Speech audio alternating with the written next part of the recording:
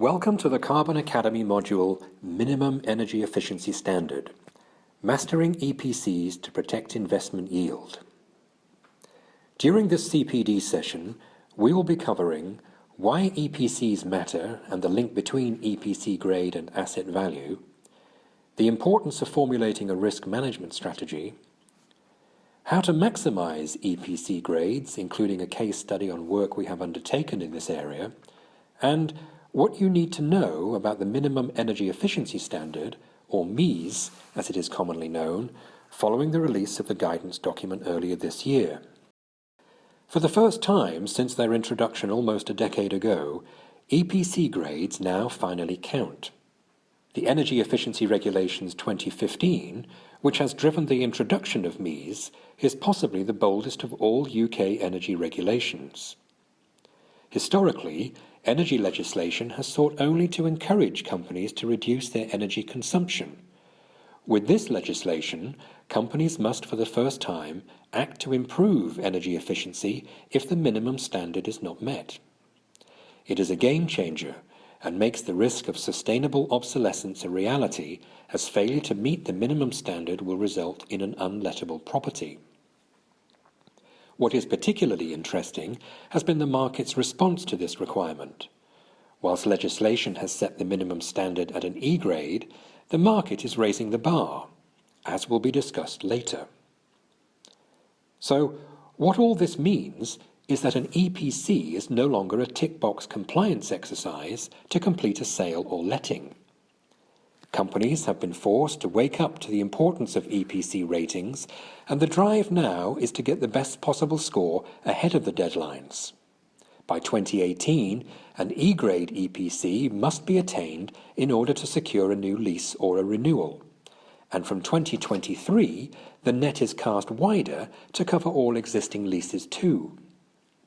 Companies are often fooled into thinking that use of standardized EPC software can lead to better results when it comes to EPCs. However, the output is only as good as the input, so spending time getting the data right can affect the grade you get. In today's world, there is an art to the production of EPCs to ensure that buildings attain the best possible score. Today's EPC is all about quality and strategy to maximize the rating and protect asset value. There are a number of factors which need to be employed to mitigate risk and maximize opportunities for energy, cost, and carbon savings in respect of EPCs for commercial properties. The strategy starts with the need to understand the current EPC score. Over time, EPC scores are generally deteriorating. This is because the software used to produce EPCs is updated in line with building regulations, which are becoming more stringent over time. Therefore, a building which scored an E grade 7 years ago would likely score below an F or G grade today, assuming no changes have been made to the property. It is not unusual for buildings which previously attained a D or even C grade to drop below an E on the latest software. The most significant reclassification occurred in 2011, and so EPC grades attained before this should not be relied upon when assessing the risk across a property portfolio. Given these trends in EPC grades and the fast approaching deadline, advanced planning is critical. The introduction of this legislation has had an impact on asset value in a number of ways.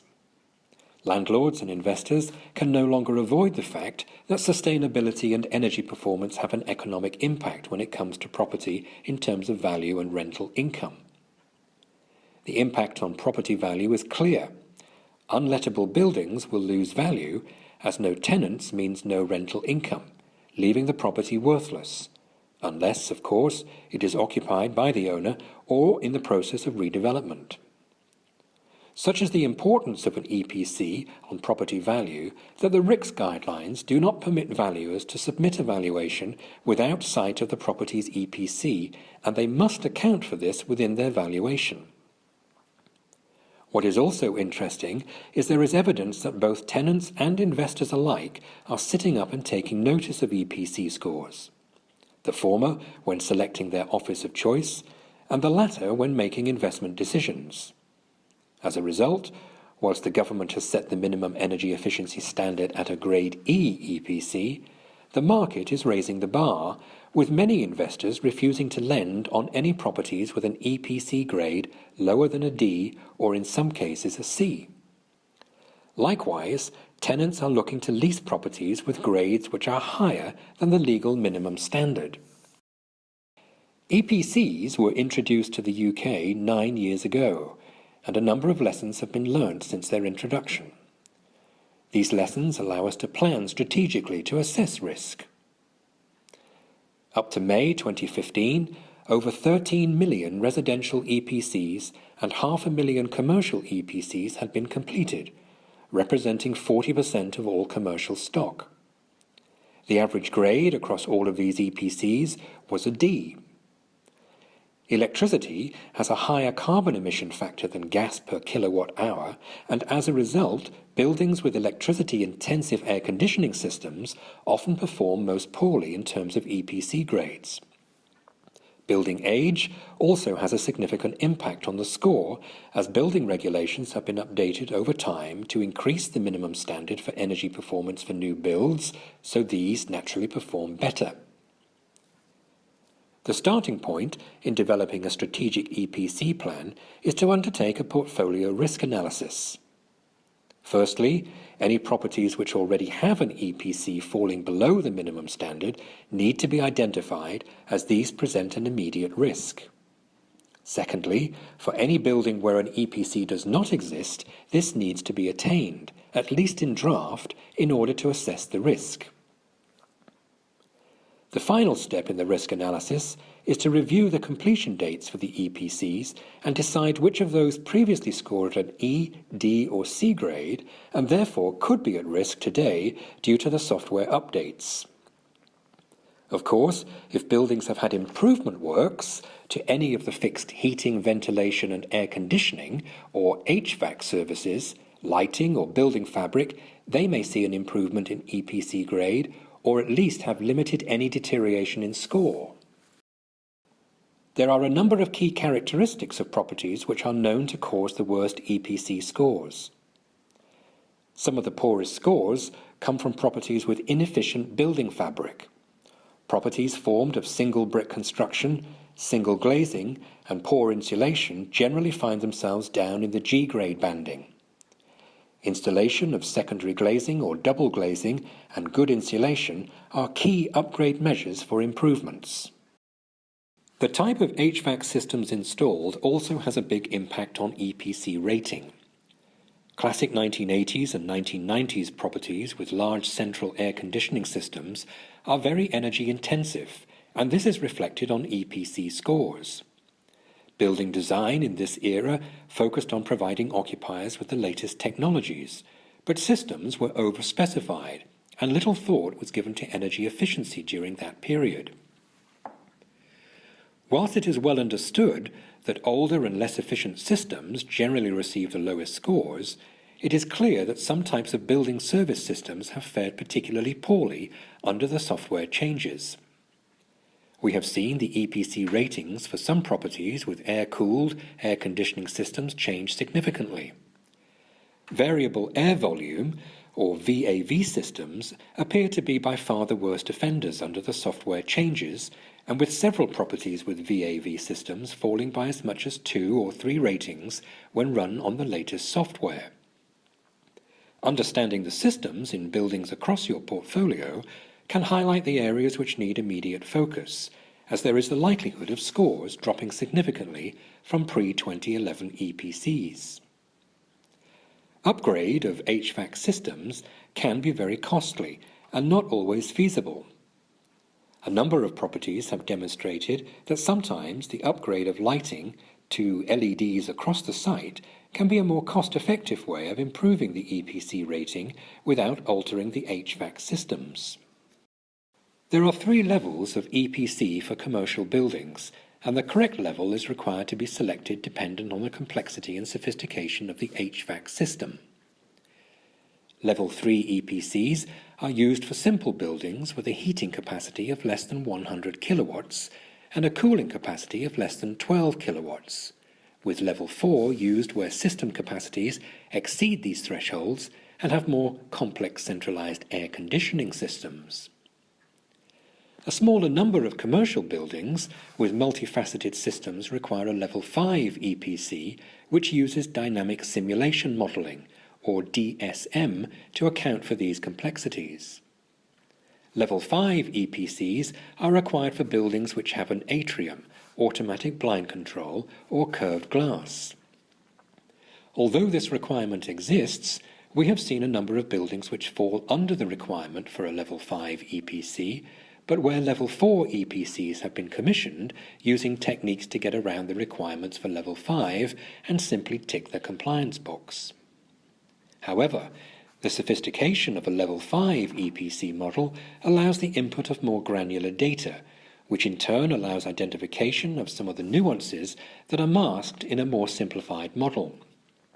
This helps to highlight those investment opportunities which can achieve the required score at the lowest expenditure to gain a favourable financial return. Some of these nuances would not have been detected on the level 4 EPC, and as such different upgrade decisions would have been made which could have been more costly. For this reason, level 5 EPCs may be considered on larger complex buildings even if the property does not meet the criteria of having an atrium, automatic blinds or curved glass. This presents more opportunities in terms of analysing the actions that can be taken to improve the score. Given that investors are now more switched on to the quality of EPCs, the use of a level 4 EPC where a level 5 should be used could also hold up a building's sale. The accuracy of an EPC is very important. Improved accuracy does not necessarily guarantee an improved score, but in many cases it does help. Spending time working with your EPC assessor to ensure the information required is available can save expense further down the line, as for every point you improve the score, the lesser the extent of capital upgrade works required. Some of the common areas where we have been able to make improvements by ensuring the most accurate information is used are reduced use of default values, air permeability, lighting, and upgrade works. Here is a case study which clearly demonstrates the requirement to spend time getting the EPC input as accurate as possible to maximize the EPC grade. We were commissioned by a client to produce a level 5 EPC at a large commercial office tower block in Canary Wharf. The property was constructed in the 1990s.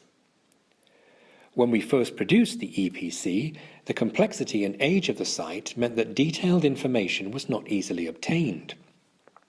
This was further complicated by the fact that the building had undergone some significant changes over time, but the original documentation had, however, not always been kept up to date. Information was requested from the building management team that was not available, and as a result the initial EPC attained a G grade. We also produced an EPC improvement plan for the landlord. This entailed running various options for upgrade measures through the EPC software and assessing the costs and payback periods associated to these so we could then advise the most cost-effective solution for achieving the required E grade. This identified that the most cost-effective improvements were upgrades to the air handling unit fans throughout the site to improve the specific fan power and efficiency. The capital cost required for these upgrade measures was £70,000. Given that additional information could improve the score, before proceeding with this work, we carried out a site visit to search operations and maintenance archives. Following this, and after liaising with manufacturers of various items of plant, some additional details were obtained, resulting in the score improving to an F grade. This still sat below the minimum standard, but the investment required to achieve an E had been reduced. We next proposed commissioning a detailed lighting survey of the key demised areas in the property to obtain details of the specific lamp models. This enabled the actual efficacy of lighting to be used in the software rather than simply lamp type, which assumes an average. Fortunately, the actual lighting efficacy was found to be better than the software assumed, resulting in a further jump in the grade to meet the required E standard. This goes to show the importance in investing time and resource to secure the most accurate and detailed information for the EPC model. Even after investing resources in the production of an accurate EPC, many properties still do not meet the required minimum standard. Therefore, having attained the most accurate EPC score you can, the next stage is to develop an EPC improvement plan for any properties that are still at risk from the 2018 MEES deadline. Consider energy efficiency improvements which could be made to the property and work with your EPC assessor to understand how this could impact the EPC score. Furthermore, understand the capital expenditure required to achieve the upgrades as well as the estimated annual energy saving, so a simple payback can be calculated. The benefit is twofold: financial savings due to reduced energy consumption and an improved EPC score which can help to maintain or improve asset value. Once any required upgrade works have been implemented, these will need to be verified by the EPC assessor. The EPC model can then be rerun and the new EPC lodged. The EPC is then valid for 10 years. Here is another case study, this time demonstrating the case of a deteriorating EPC score and how upgrade measures were identified to reach the minimum standard. The property in question was a period commercial building located in London. The original EPC, completed in 2010, attained an E rating with a score of 108. The property had a VAV system, which is one of the air conditioning systems identified to have fared particularly poorly following the EPC software changes in 2011. There was a fear that the EPC score could therefore have deteriorated, and we were commissioned to produce a new draft EPC in 2013 to assess the level of risk. The new EPC grade was G, with a score of 188, so considerably worse than the one completed 3 years before. Having ensured the EPC was as accurate as possible, we assessed a number of different upgrade options for the building. This included an upgrade of the VAV system, which would have entailed a chiller upgrade, improved controls, and air tightness works on the air handling units. In all, this would have been an expensive and disruptive upgrade to the site. However, even by implementing all of these changes, the new grade attained would have reached only an F. Another option explored was a full lighting upgrade to LEDs, as well as the installation of improved lighting controls. Again, the result of this measure alone would have been an F grade. Combining both recommendations would have taken the property to the required E grade. However, the capital costs and disruption to occupiers would have been significant. We were able to identify a third option, which entailed removing the VAV system and installing variable refrigerant flow, or VRF, air conditioning units. The benefit of this is a more strategic phased approach. As leases expired and floors became vacant, they were refurbished anyway. At that time, the floor in question could be disconnected from the central system and a new VRF unit installed for that area. A floor-specific EPC could be commissioned to allow the newly refurbished floor to be let. This approach allowed the landlord to comply with the regulations while spreading the cost. It also helped to minimize disruption to existing occupiers. The strategy is still in progress. Once all floors are upgraded to VRF and the old central plant is removed, the new EPC grade will be a D. So having reviewed how to improve EPC scores and comply, we will now take a look at why the regulations are required and the key points landlords need to be aware of from the guidance document released earlier this year. The EU recognised that energy required for heat and power in non-domestic buildings contributes significantly to its carbon footprint, and that the majority of existing buildings will remain in use well into the future. In the UK, energy for heat and power in non-domestic building stock equates to 12% of all UK emissions, and it is estimated that around 60% of today's non-domestic buildings will still exist in 2050. A key barrier to making efficiency improvements has been identified in relation to rented properties, in that it is often the case that the landlord is responsible for funding improvements, but it is the tenants that benefit from the lower energy bills. There was a need to trigger improvements in existing buildings, hence the Energy Performance of Buildings Directive was introduced. This timeline documents the key milestones relating to the regulations. The regulations apply to rented dwellings and non-dwellings in England and Wales. All buildings that are currently required to have an EPC are in scope, save for a few exceptions. If a building or part of a building was not required to obtain an EPC under existing regulations, for example, it is due to be demolished, then the private rented property regulations will not apply. In addition, properties occupied under licence and those with short leases of 6 months or less, or very long leases of 99 years or more, are also outside of scope.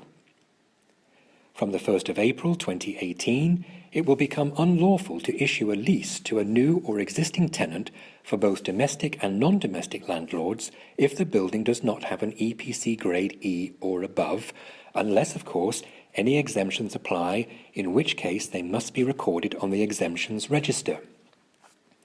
From the 1st of April 2020, all domestic properties that have existing leases must have an EPC grade E or above, or the landlord will be non-compliant.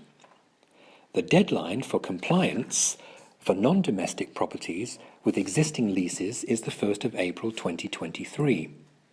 Again, where exemptions apply, they must be recorded on the exemptions register. Scotland has taken a different approach.